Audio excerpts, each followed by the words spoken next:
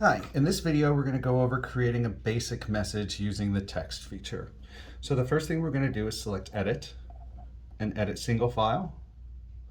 You see we load our message creator here. So then we can go ahead and press Text and you'll see we've got this word input text here. Now this is our preview pane and this is the live, I'm going to call it the live preview pane here. So in order to pull up the keyboard, we're going to select Edit.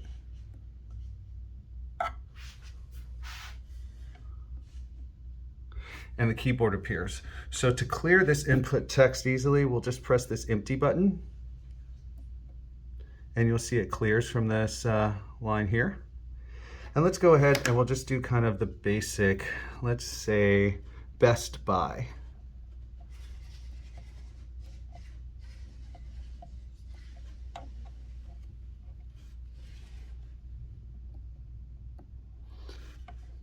And then once we do that, we'll go ahead and hit Finish. And you'll see we've got this changes to Best Buy. Now, from this point, we can select our font from this list of fonts here. We'll go ahead and change it to Arial, and we can also change the size.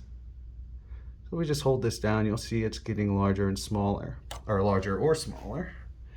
And now to position this, if we don't like it, we can just simply click and drag this around our screen, and then use these X and Y chords here in order to move it in very minor adjustments in order to get it just right. The rotate button is to rotate that print. And the interval is simply the distance between each letter. So you'll see as I hold it down, it gets bigger. Hold it down on the negative side, and it'll get smaller. And that is how you create a simple text.